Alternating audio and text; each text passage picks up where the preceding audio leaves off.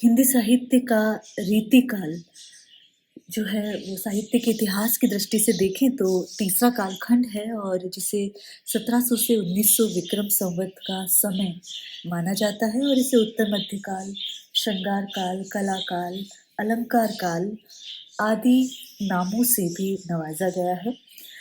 हिंदी साहित्य के दो ही कालखंड नामकरण की दृष्टि से देखे जाए तो विवादास्पद हैं और उसमें आदिकाल और रीतिकाल का नाम लिया जाता है। आज हम रीतिकाल के जो एक महत्वपूर्ण प्रवर्तक कवियों की श्रेणी में शुमार हैं, जो भक्तिकाल और रीतिकाल के संधि स्थल पर मौजूद हैं, हम उनकी बात करते हैं और आचार्य केशवदास की बात कर रहे हैं। केशवदास की यदि बात करें और उन्हें रीति काव्य की सरणियों में रखें, जो कि आचार्य विश्वनाथ प्रसाद मिश्र ने जिन्हें 3 श्रेणियों में बाँटा है, जिसमें रीतिबद्ध, रीति सिद्ध और रीति मुक्त काव्य महत्वपूर्ण हैं। उसमें आचार्य केशव जो हैं अलंकारवादी होने के कारण रीतिबद्ध कवियों की श्रेणी में आते हैं। इनका समय जो अनुमानित है 1555 से 1617 और इनका जन्म होता है ओरछा मध्य प्रदेश में। जैसा कि हमने ये बताया कि भक्तिकाल और रीतिकाल के संधि स्थल पर ये कवि आते हैं। काव्यांग निरूपण, उक्ति वैचित्र्य और अपने अलंकार प्रियता के लिए जाने जाते हैं, स्मरणीय हैं। काव्य संसार में यदि देखा जाए तो कठिन काव्य के प्रेत के रूप में प्रसिद्ध हैं। रीतिकाल जो हम जानते हैं, रीतिकाल में रीति शब्द एक विशेष परंपरा की ओर संकेत करता है और यदि काव्य शास्त्र की दृष्टि से देखें तो वहाँ पर रीतिकाल या रीति शब्द जो है एक सिद्धांत है और ये सिद्धांत काव्य रचना की एक विशेष पद्धति का पोषण करता है। रीतिकाल नामकरण के लिए यद्यपि सिद्धांत कोई आधार नहीं है, परंतु यदि देखा जाए तो ये जो रीतिकाल है इस युग में काव्य रचना की एक विशेष पद्धति चल पड़ी थी। यूँ कहा जाए कि एक रीति विशेष से काव्य रचना होने लगी थी, इसीलिए इस काल को आचार्य रामचंद्र शुक्ल ने रीतिकाल नाम दिया है और ये रीति भी काव्य शास्त्रीय सिद्धांतों का छंद में विवेचन करते हुए उदाहरण देना, उनका शुद्ध काव्य पक्ष बतलाना था। तो इस पद्धति की काव्य रचना में काव्य शास्त्र के केवल रीति सिद्धांत का विवेचन किया जाए ये भी आवश्यक नहीं था, बल्कि कवियों ने ध्वनि, औचित्य, शब्द शक्ति, रस, अलंकार, नायिका भेद सभी काव्य शास्त्रीय पक्षों का जो काव्यांग कहलाते हैं उनका चित्रण कविता में उन्होंने किया है और इसके लिए वो बड़े सरस उदाहरण रचते थे और ये रीतिकालीन काव्य की एक सबसे बड़ी प्रवृत्ति जो है वो मानी जाती है। तो हम ये जानते हैं कि केशवदास का जो जन्म है या जो समय है वो भक्ति काल के अंतर्गत पड़ता है, पर चूंकि इनकी रचनाएं पूर्णतः शास्त्रीय और रीतिबद्ध थी, इसीलिए वो हिंदी रीतिकालीन कविता के आचार्य कवि माने जाते हैं। जो हिंदी के साहित्य इतिहासकार हुए हैं, शिव सिंह सेंगर जिन्होंने शिव सिंह सरोज लिखा है और ग्रियर्सन जिन्होंने the modern vernacular literature of Hindustan लिखा है, उन्होंने जो इनका समय बताया है 1567 और 1580 क्रमशः, वो इनका कविता काल है, इनका जन्म काल नहीं है। मिश्र बंधुओं द्वारा रचित जो मिश्र बंधु विनोद है उसके प्रथम भाग में इनका समय 1555 ईस्वी और हिंदी नवरत्न में 1551 ईस्वी बताया है इनका जन्म काल, लेकिन आचार्य रामचंद्र शुक्ल इनका जन्म काल अनुमानित 1555 ईस्वी मानते हैं। ओरछा में इनका जन्म हुआ है और 1623 ईस्वी में या 1617 ईस्वी शुक्ल के अनुसार इनका निधन माना गया है। इनकी अंतिम रचना जहांगीर जस चंद्रिका है और उनका रचनाकाल 1612 है, जिसमें इनकी वृद्धावस्था का भी चित्रण है। इसलिए ये कहा जा सकता है कि 1561 में इनका जन्म हुआ और मृत्यु 1661 ईस्वी के आसपास मानी गई है। केशवदास ये एक परंपरा रही है कि ग्रंथों में जो कवि हुआ करते थे वो अपना परिचय, अपना जीवन परिचय, अपना वंश परिचय दिया करते थे। तो केशवदास ने भी कवि प्रिया में अपना वंश परिचय विस्तार से दिया है।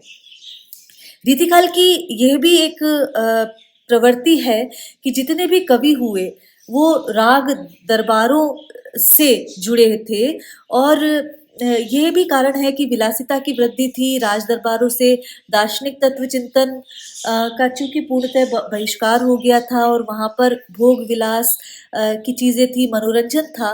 तो यहाँ पर ये भी एक दरबारी कवि थे और ओरछा के राजा इंद्रजीत सिंह से इन्हें आश्रय प्राप्त हुआ था।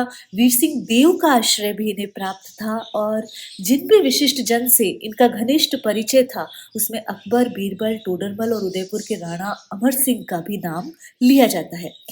केशवदास की जो रचनाएं जिन्हें प्रामाणिकता की दृष्टि से देखा जा सकता है वो रसिक प्रिया, कवि प्रिया और रामचंद्रिका, वीर चरित्र, वीर सिंह देव चरित्र, विज्ञान गीता और जहांगीर जस चंद्रिका जो इनकी अंतिम रचना भी मानी गई है वो है। रतन बावनी इनकी रचना कही जाती है लेकिन इनका इसका समय अज्ञात है और अनुमानित रूप से ये इनकी सर्वप्रथम रचना है। नक्शिक और बारहमासा जो है वो कवि प्रिया के अंतर्गत आते हैं। रसिक प्रिया ग्रंथ को देखें तो चूंकि हम रीतिबद्ध कवियों की श्रेणी में रख रहे हैं और रसिक प्रिया नायिका भेद और रस का निरूपण करता हुआ ग्रंथ है और कवि प्रिया जो है कवि शिक्षा की पुस्तक है तो उसमें शास्त्र प्रवाह और जन प्रवाह के अतिरिक्त विदेशी साहित्य प्रवाह का भी नियोजन है।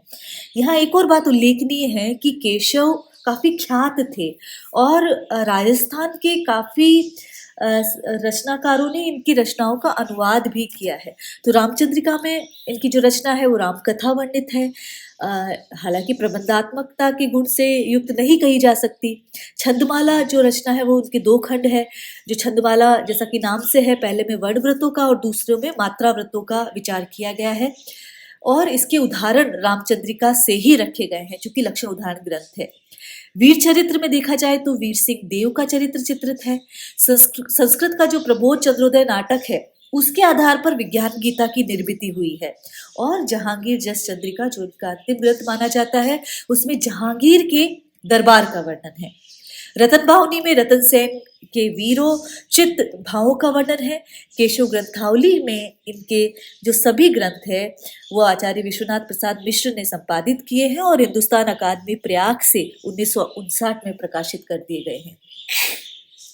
केशवदास ने लक्षण ग्रंथ ही नहीं लिखे हैं, लक्ष्य ग्रंथ भी लिखे हैं। अब यहाँ ये जानना जरूरी है कि लक्षण ग्रंथ और लक्ष्य ग्रंथ वास्तव में क्या होते हैं।